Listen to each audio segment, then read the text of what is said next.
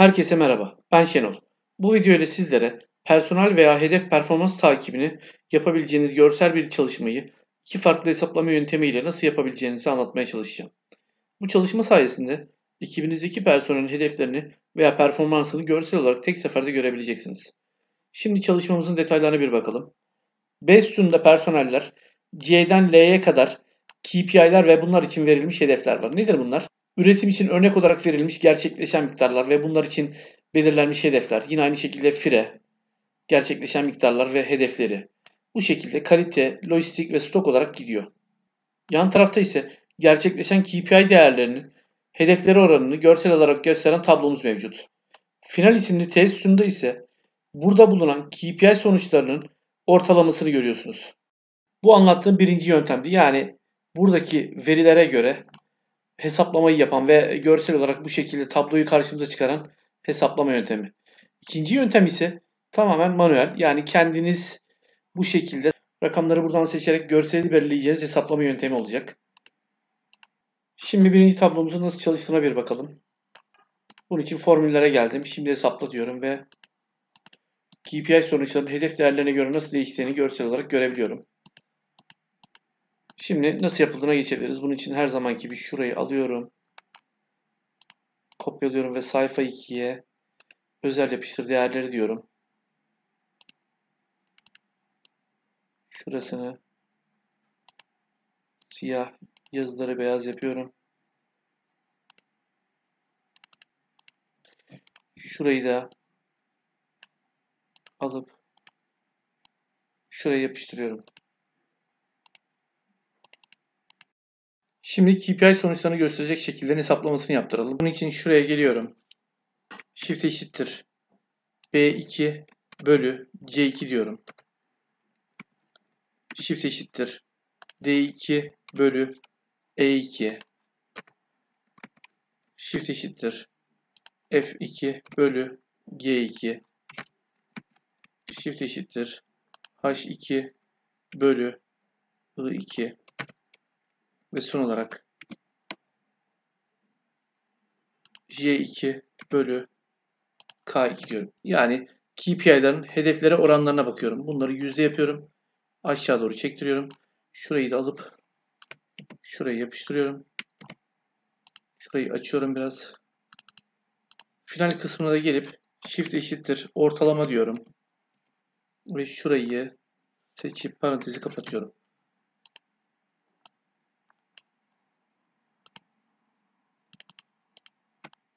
Artık görsel şekillerimizi hazırlayabiliriz. Bunun için şu alanı seçiyorum. Koşullu biçimlendirme diyorum. Kuralları yönet, yeni kural diyorum.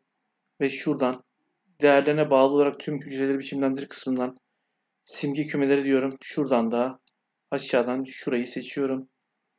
Karşıma şu şekilde değerler geliyor.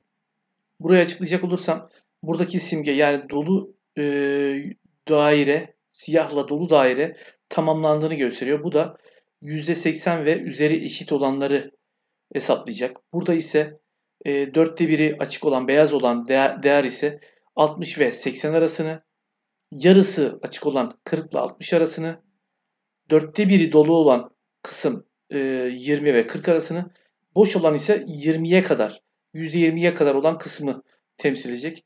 Yalnız şurada yalnızca simge göster diye seçmeliyim. Eğer seçmezsem ne olur? Bir bakalım. Uygula tamam dediğimde yan tarafına değerlerde görünüyor. Bu da pek hoş bir görüntü oluşturmuyor. Bu yüzden şu alanı seçip tekrar koşullu biçimlendirip kurallarını yönet diyorum.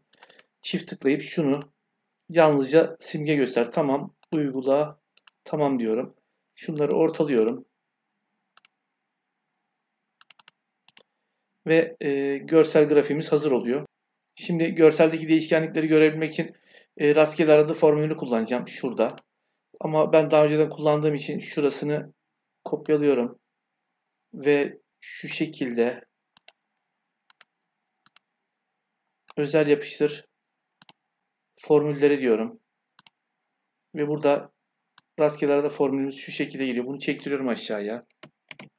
Şunu çektiriyorum. Aynı şekilde bunu ve son olarak da şunu. Şimdi formüllerden şimdi hesapla deyip tablomu inceliyorum. Şimdi ikinci yönteme geçelim. Bunun için yine şunları şuradan alıp şuraya yapıştırayım. Şunları alalım. Şuradaki formül aynen geçerli. Onun için şurayı alıyorum. Yalnız şuraya eğer hata formülünü uygulayacağım. Eğer hatalı gelirse şöyle boş olsun. Şurayı çektireyim. Buraya geleyim. Burada şu alanı seçeceğim ve veri doğrulama yöntemiyle şuraya listeyi seçeceğim.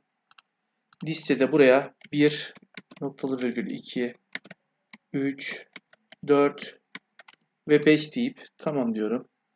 Burada gördüğünüz gibi değerler bu şekilde geliyor. Yine bu alanı seçiyorum. Girişe gelip koşullu biçimlendirme diyorum. Kuralları yönet, yeni kural. Yine aynı şekilde şunu seçiyorum. Simge kümelerinden şuradan yine bunları seçiyorum. Bu sefer şurayı sayıya çevireceğim. Ve sayıları 5'ten geriye doğru değer vereceğim buraya. En son şurası 1 olarak kalacak. Tamam. Uygula. Tamam diyorum. Şimdi ben buradan herhangi bir değeri seçtiğimde mesela 1'i seçtim. Bu şekilde şeklimiz geldi. Ben şimdi sırasıyla şöyle seçeyim.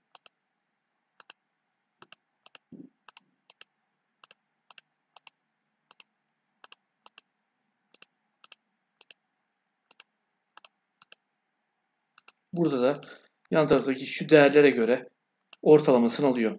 Son bir tane daha yapalım. 5'ten geriye doğru gidelim bu sefer.